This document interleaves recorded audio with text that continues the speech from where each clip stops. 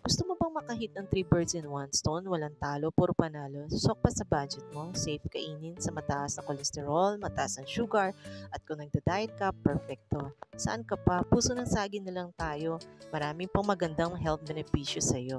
Ayan, pinost ko kasi I care for you. Sana ulit-ulitin mo ang panood ng vlog kong ito.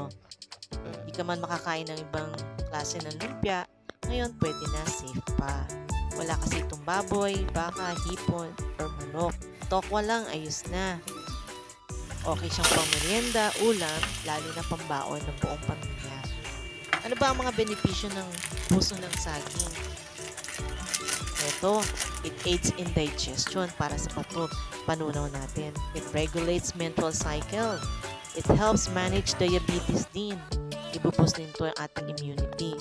It enhances health ng puso natin. Improves kidney function, reduce anemia, risk, at higit sa lahat, prevent cancer growth. O ano, believe ka na ba? Maganda ang puso ng saging. Mura na, masustansya pa. Hangad ko ang pagbaba ng cholesterol, sugar at timbang mo.